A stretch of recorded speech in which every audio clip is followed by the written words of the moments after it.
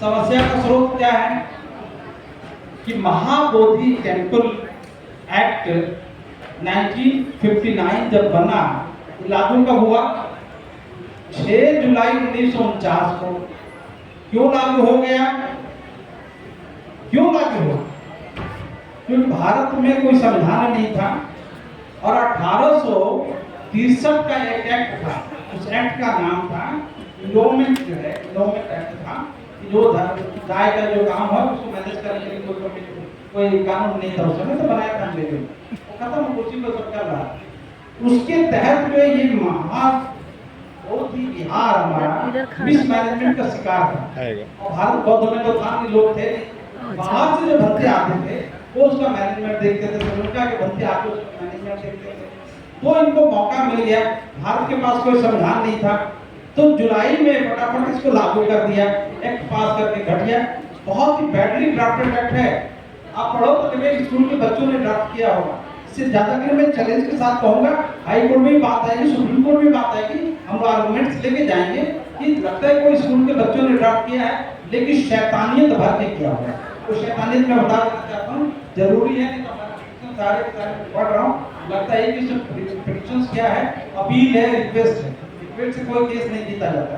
मैं high court में रहा हूँ, मैंने डिपार्टमेंट के जो है कई 100 केसेस जो आर्गुमेंट्स किए हुए, आर्ग्यू किए हुए हैं। आईटीटी में इनकम टैक्स कानून मुझे पता है और ड्राफ्ट क्या होता है, कहाँ से केस जीता जाता है और कैसे केस हारा जाता है। पहली चीज वो जान लीजिए, वो ये है कि जो एक्ट बना उसको 1957 तक लागू नहीं किया गया। बाबा साहेब जब तक जिंदा थे उस एक्ट को लागू नहीं किया गया। पहली बार रूल्स जो बना वो बना है, मानव सुन लीजिए जरा, बातें नहीं जानकारी दे रहा हूँ, 26 फरवरी 1957 को, 26 जनवरी 1957 को ये एक्ट जो बना था 1949 में, उसको प्रभावी किया गया तब जब बाबा साहब डॉक्टर अम्बेडकर का परिनिर्वाण हो चुका था 6 दिसंबर 1956 को। बाबा साहब नहीं थे तो विरोध करने वाले यहाँ कौन थे? बाकी सब तो अनवाइट है। तो इस बात को जानना जरूरी है कि 26 फरवरी 1957 को ये प्रभावी हुआ और 6 जुलाई लिख जरूर दिया गया, रूल नहीं करा था। उसके बाद जो एक गेम हुआ है 1996 में, कि एक्ट में संशोधन करके 4 लोगों को जो कहा गया था उसमें ये कह दिया गया कि कलेक्टर हिंदू रहेगा। पहले बात थी 4 मेंबर्स रहेंगे हिंदू और 4 मेंबर्स रहेंगे बुद्धिस्ट और एक जो कलेक्टर रहेगा एक्स ऑफिशियल चेयरमैन। और दूसरी चीज जहां से हमको बहुत आसानी से जीत मिल सकता था, उन्होंने लिखा कि महंत, आर्टिकल 12 सेक्शन 12 पढ़ेंगे समझ में आ जाएगा। लिखा है कि महंत कौन होगा? महंत होगा सेवाइट मॉनेस्ट्री का जो प्रमुख होगा वो उसका महंत होगा। मजे की बात यह है कि वहां जो प्रीस्ट जो जाते हैं वो सबके सब जो वैष्णव हैं, सेवागम के नहीं है, शिव परंपरा वाले नहीं है, सेवाइट नहीं है। कानून में लिखा है कि सेवाइट जो है महंत होगा, ठीक है, और वहां कब्जा कौन किया हुआ? वैष्णव वाले। कहते भगवान बुद्ध विष्णु के अवतार है, तो वही वो मार खा गए। कभी ये क्वेश्चन किसी मिनिस्टर को, चीफ मिनिस्टर को, किसी लॉ मिनिस्टर के पास कोई उठाया नहीं कि जो एक्ट का आर्टिकल जो है सेक्शन 12 जो है ये कह रहा है कि सेवाइट मैनेज करेंगे, ठीक है। अच्छा, तीसरी बात, इसके आगे एक बात बता कि लिखा हो कि टेंपल मैनेजमेंट करेंगे। टेंपल मैनेजमेंट क्या है कि जमीन जायदाद देखो, फूल पौधे देखो, उसका जो रिपेयरिंग देखो, उसके आसपास के पेड़ों को सुरक्षित करो, सारी चीजें हैं वो उसका मैनेजमेंट है। ये भी है कि नॉन प्रॉपर्टी नहीं लिया, नॉन प्रॉपर्टी बेच नहीं सकते काफिर, ये सब बातें हैं। लेकिन जो पूजा पद्धति है, जो बुद्धिस्ट परंपरा है, उस पर एक्ट जो है गेम खेला हुआ एक जगह, बाकी 99% आपके हक में है। पढ़ो, स्टडी करो, उसको हक छीनना चाहिए। छीनने के लिए कानून की जानकारी भी तो होनी चाहिए, कानून की जानकारी नहीं होता है हक कहाँ से छीनेंगे? उसमें ये कहीं नहीं लिखा हुआ है कि पूजा पद्धति जो हिंदू से होनी चाहिए। एक जगह लिखा कि पिंडदान जो सेवाइट करवाएगा वो होता रहेगा, सेवाइट को पिंडदान करवाते ही नहीं। हमें सब वैष्णवाइज करवाते हैं, वैष्णव धर्म करने वाले, हिंदू धर्म में जो वैष्णव धर्म वो करवाता है। तो जब सेवाइट लिखा हुआ तो विष्णु धर्म वाले कैसे घुस गए वैष्णव धर्म वाले? वैसे ही लीगल है, वैसे ही उनके खिलाफ मुकदमा हो जाना चाहिए था, उनके खिलाफ जो सैकड़ों पे एफआईआर हो सकता था, सरकार को इसको छोड़ना चाहिए था।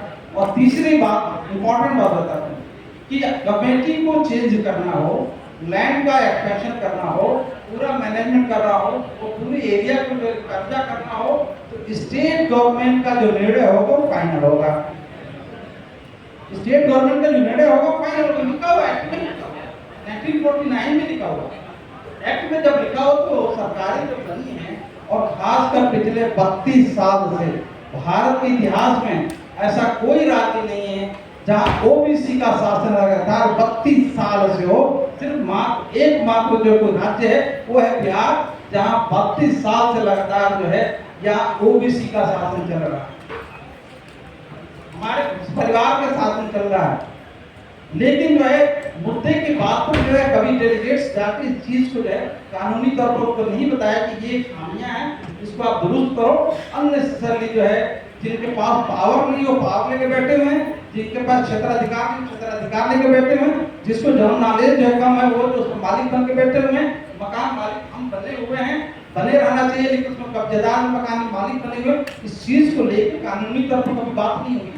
कभी रिप्रेजेंटेशन मैंने देखा हमेशा वही भिखारीपन, मांगने वाली मानसिकता, हम मांगे आप देने वाला हो, दे दो तो अच्छी बात, नहीं तो वो आंदोलन से कभी जीत नहीं होती है। राम जन्मभूमि का मुकदमा 1943 से शुरू हुआ था, आंदोलन चलता रहा, यात्रा भी खूब चली, सब कुछ हुआ। उनको पता चल गया कि ये आंदोलन से जीतने वाले नहीं है, उन्होंने तुरंत जो रणनीति बदली और रणनीति से जीत के दिखा दी। राम जन्मभूमि जो है आंदोलन से नहीं जीता गया, रणनीति से जीता गया। सुप्रीम कोर्ट कैसे मैनेज किया गया, सुप्रीम कोर्ट के जजेस जो कैसे घुमा फिरा के लाए जाएंगे, किसको जो है फ्रंट किया जाएगा। आपको पता है कि जो है जस्टिस गलोई को बदनाम कर दिया गया, तो जजमेंट उसने लिखा, लेकिन जजमेंट जो है उसमें लिखा ही हुआ है कि जस्टिस जो अभी जो डीवाई चंद्रचूड़ हैं वो जजमेंट उन्होंने ड्राफ्ट नहीं की है, वो खुद जाके बोला कि हमने ड्राफ्ट नहीं की है। देखो बदनाम कोई और हुआ, लिखा कोई और डिक्टेशन कहीं से और से आया था। 3000 पेज के जजमेंट जो है सुबह जो है फैसला करके शाम को जजमेंट आ जाए। 3000 पेज कौन लिखेगा? हम लोग भी कमिश्नर अपील रहे हैं, 5 पेज लिखने में 3 बार चला जाता था, 10 पेज के ऑर्डर पास करने में 2 दिन चले जाते थे। 3000 पेज लिखने में 3 महीने 4 महीने टाइम चाहिए था, फटाफट जजमेंट आ गया। नवंबर की हेयरिंग फाइनल होती है, जजमेंट आ जाता। क्यों आ जाता? क्योंकि वहाँ रणनीति से काम हुआ। हम लोग भी अपनी जंग जो रणनीति से जीत सकते हैं, जज्बात से रणनीति नहीं होती और जज्बात से जीत नहीं सकते। इसलिए इस सदन में जो प्रस्ताव पारित किया गया है ये बहुत ही सार्थक, बहुत ही मौलिक है। तीसरी बात जो हाई कोर्ट में हम लोग जा रहे हैं, सुप्रीम कोर्ट में जा रहे हैं, पॉइंट नंबर 1 कि जब 1949 में एक्ट बना, एक्ट को प्रभावशाली नहीं बनाया गया था, उसके बाद जो है बाबा साहब, आप पूछ सकते हैं कि बाबा साहब क्या करते थे उस समय जब यह एक्ट बना, तो इतना महापुरुष, इसी का जवाब दे रहा हूँ कि बाबा साहब को पता था कि लोगों से लड़ने से, वो लड़ने से क्या फायदा। वो संविधान में धीरे से बड़ी खूबसूरती से आर्टिकल 13 डाल दिए। आर्टिकल 13 ये कहता है कि कोई भी कानून, कोई भी रेगुलेशंस, कोई भी परंपरा, कोई भी कस्टम, कोई भी रूढ़ी, कोई भी ऐसी चीज जो भारत के संविधान में दिए हुए कानून के मुताबिक या फंडामेंटल राइट विपरीत जाता है, उसको शून्य घोषित किया जा रहा है। तो 26 नवंबर विधानसभा पढ़ते रहते हैं और संविधान के जो प्रेम्बल पढ़ते रहते हैं, संविधान की बातें पढ़ते रहते हैं। इसी पर ध्यान रखना है कि 26 नवंबर 1949 इधर जो 6 जुलाई 1949, 6 जुलाई 1949 को एक्ट जो है गवर्नर का साइन करता बिहार में, है ना।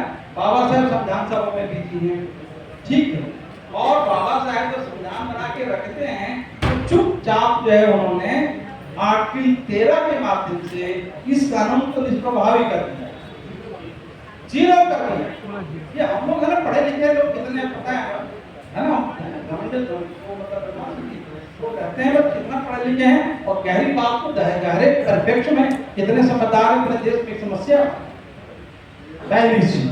दूसरी बात, जब 1949 में भारत का संविधान लागू हुआ, आर्टिकल 13 के माध्यम से जब ये घोषित हो गया कि फंडामेंटल राइट के विपरीत कोई भी ऐसा कानून जाता है उसको निष्प्रभावी घोषित करते हैं, तो आपको और भी जानना पड़ेगा। बाबा साहब 10 सेकंड और आगे जाते हैं और आर्टिकल 25 में इस चीज को फंडामेंटल राइट में डाल दिया।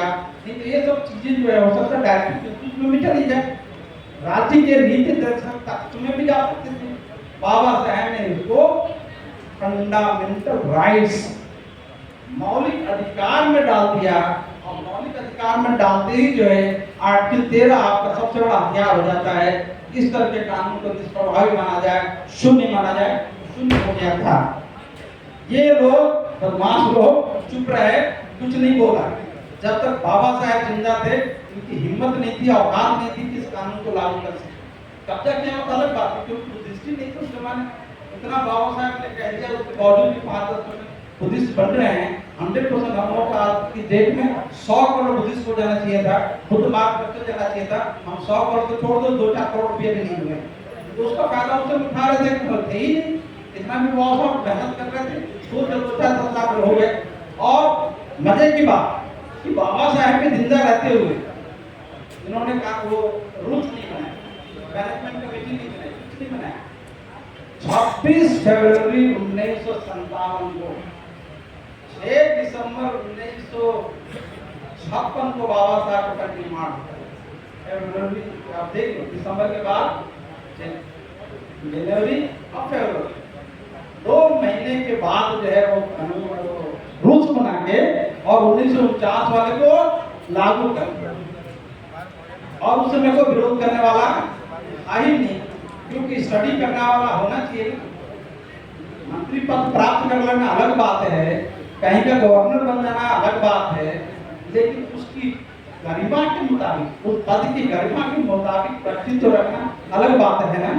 वो उस पर अध्ययन करते ये कानून कर ही नहीं सकता, तो निष्प्रभावी हो जाता है। अब उसके बाद धीरे धीरे अब करने लगा विवाद। अब विवाद चल रहा है तो ये हुआ कि कानून को बदलो। कानून को बदलवाने का सबसे बड़ा हमारे पास तरीका ये था कि हम संवैधानिक चैलेंजेस करें कि जब भारत का संविधान 26 नवंबर 1949 को लागू हो ही गया, तो फिर ये इसको प्रभावशील क्यों है? पहली चीज। दूसरी बात कि जब ये आप कह रहे हो कि बुद्धिस्ट टेम्पल दुनिया जानती है, तो फिर इसमें महंत जो है वो सेवाइट क्यों रख दिया आपने? रख दिया तो ये जो है वैसे भी गलत है। तीसरी बात कि जब एक्ट में ये कहा गया है कि सेवाइट जो है महंत होगा, ठीक है, तो वैश्वाइट जो जितना विष्णु परंपरा वाले मानने वाले विष्णु को कहते हैं विष्णु के अवतार हैं, वो यहाँ कैसे आ गए? और चौथी बात कि जब वो आ गए वैश्वाइट परंपरा वाले, उनका वीडियो क्लिप तैयार करके वो इतिहास बोलते हैं, उसको कुछ नहीं करना था हम लोगों को। आज सदन में बता रहा हूँ, शांति से रहिए। इतनी सी बात करनी थी कि वीडियो क्लिपिंग के साथ आप क्यों यहाँ पूजा करवाते हो, आप कहना क्या चाहते हो, उसकी पूरी बात में रिकॉर्ड कर लो कि वो आप जो है क्या कहना चाहते हो। बोले भगवान विष्णु का अवतार पूजा करवाना है, सब करने के बाद आप उसके खिलाफ एफआईआर करवाइए कि भाई ये इलीगल ट्रेसपासिंग है। इस कानून के मुताबिक वैश्वाइट यहाँ आ ही नहीं सकता, तो इलीगल ट्रेसपासिंग है। बुद्धिस्ट महान टेम्पल है, उसके मैनेजमेंट का काम है। ये पंडित है, गुरु है, मैनेजमेंट में है, झाड़ू पोछा लगाए, तालाब साफ कराओ, वो घास करो, उधर टट्टी बिछाने वाला काम मैनेजमेंट में हो ना, तो मैनेजमेंट में काम करो। उधर घास फूस है, उधर सफाई नहीं है, कोई आम खा के देता होगा, कुछ भी करता हो, सब कर मैनेजमेंट वाले हो तुम। टेम्पल के मालिक तो नहीं हो ना, मैनेजमेंट कमेटी दी गई हो, लिखा ही हुआ है टेम्पल मैनेजमेंट कमेटी। टेम्पल को मैनेज करो जो है, पूजा पद्धति मैनेजमेंट कमेटी नहीं बनाई गई। पूजा पद्धति जो है मैनेजमेंट कमेटी नहीं बनाई गई। और पूजा जो है तुम खुद ही मानते हो, जो परंपरा में जिस संस्था की पूजा पद्धति चल रही है, आर्टिकल 25 में, आर्टिकल 25 में वही जो है परंपरा मान्य होगी। वो है फंडामेंटल राइट, मौलिक अधिकार है। जब मौलिक अधिकार हमारा है तो बेटा उसमें तुम जो है गैर कानूनी काम क्यों कर रहे हो? और करने वाले चाहे कलेक्टर हो या उसमें जो है महंत हो, ये चारों उनके खिलाफ आराम से FIR लॉन्च हो सकता है। उसके बाद जब तक FIR लॉन्च नहीं होगा तो जीतने वाले नहीं है।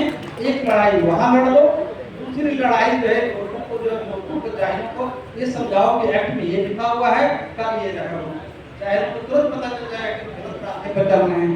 और तीसरी बात है, अभी आगे ये बढ़ रहा है, तीसरी चौथी पांचवी करते रहेंगे हम लोग। इन गहरी बातों को गहराई से लड़ोगे तो जीतोगे जब। अधिक बातें करना अच्छी बात है, लेकिन जो प्रैक्टिकल बातें हैं, टेक्निकल बातें हैं, रणनीतिक बातें हैं, उस पर चर्चा करेंगे। यहाँ की बातें हैं, इससे मैं अपनी बात नहीं समाप्त करता हूँ। जय हिंद, जय भारत। बहुत ही पढ़े लिखे हैं आदित्य मिश्रा साहब, बहुत ही नॉलेज है, उसके पूरे नॉलेज का प्रयोग हम लोग अपनी लड़ाई में लेंगे। और खाना पैक होके आ रहा है।